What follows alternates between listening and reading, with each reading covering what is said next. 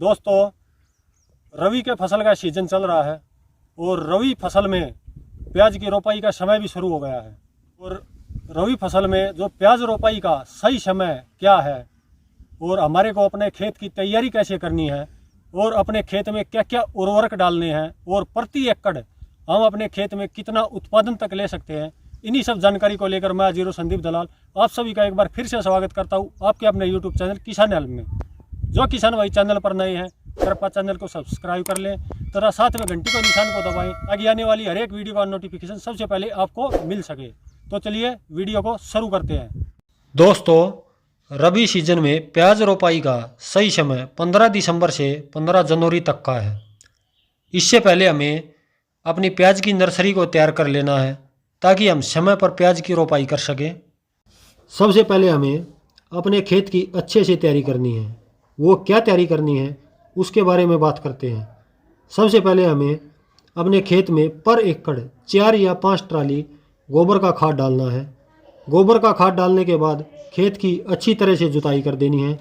उसके बाद पर एकड़ 2 बोरी सिंगल सुपर फास्फेट, 1 बोरी DAP, 30 किलो यूरिया, 1 बोरी पोटास और 15 किलो जिंक और 5 किलो 98% WG सल्फर ले लीजिए। इन सभी उर्वरकों को मिलाकर पूरे खेत में छिड़काव कर दीजिए।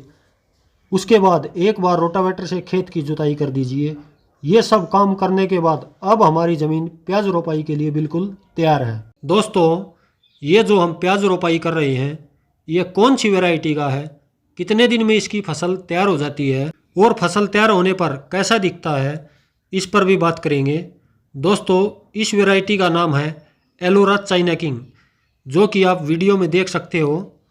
इस वैरायटी की फसल का तैयार होने का समय 110 दिन से 140 दिन में फसल तैयार हो जाती है। इस वैरायटी की शेप शुरुआत में लंबी होती है और जब इसकी फसल बिल्कुल तैयार हो जाती है इसका आकार मोटा और गोल हो जाता है और रंग में बिल्कुल लाल और चमकदार दिखाई देता है। दोस्तों, अब हम बात करते हैं प्याज रोपाई की विधि के बारे में। हम कौन कौन सी विधि से प्याज की रोपाई कर सकते हैं। किसान भाइयों, हमारे भारत देश में प्याज लगभग 3 विधि से लगाया जाता है। वे 3 विधि कौन सी है इस पर बात करते हैं। नंबर 1, क्यारी बनाकर। इस विधि से हमारे भारत देश में लगभग 60% किसान इस विधि से प्याज लगाते हैं। दूसरी विधि है प्याज की बेड बनाकर या खूड बनाकर। तीसरी विधि मैं आपको बताता हूँ, आप मल्चिंग ड्रिप सिस्टम से भी प्याज की खेती कर सकते हैं। देखिए किस प्रकार से हमारे यहाँ किसान जो है मल्चिंग ड्रिप सिस्टम से भी प्याज की खेती कर रहे हैं। इस विधि के अंदर खरपतवार से हमें छुटकारा मिल जाता है।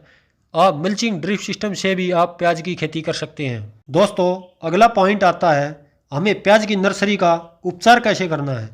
हमारी नर्सरी जब 45 दिन की हो जाती है और 10 से 15 सेंटीमीटर लंबी हो जाती है तब हमें उसको उखाड़कर अपने खेत के अंदर लगाना चाहिए। दोस्तों, अब बात करते हैं प्याज रोपाई करते समय पौधे से पौधे की दूरी कितनी होनी चाहिए। तो किसान भाइयों, प्याज रोपाई करते समय पौधे से पौधे की दूरी 10 सेंटीमीटर और पंक्ति से पंक्ति की दूरी 20 सेंटीमीटर होनी बहुत ही ज़रूरी है। इतनी दूरी रखने से हमारी प्याज को फैलने के लिए जगह मिल जाती है। इससे हमारे प्याज की मोटाई में वृद्धि होती है।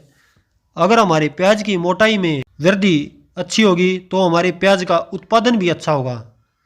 यही प्याज हमने कम दूरी पर अगर लगा दिया तो हमारे प्याज को फैलने के लिए पूरी जगह नहीं मिलेगी और जो प्याज का आकार छोटा रह जाएगा, जिससे हमारे उत्पादन में भी कमी होगी। तो इस बात का हमें किसान भाइयों विशेष ध्यान रखना होगा। दोस्तों, अब आते हैं खरपतवार नियंत्रण के बारे में।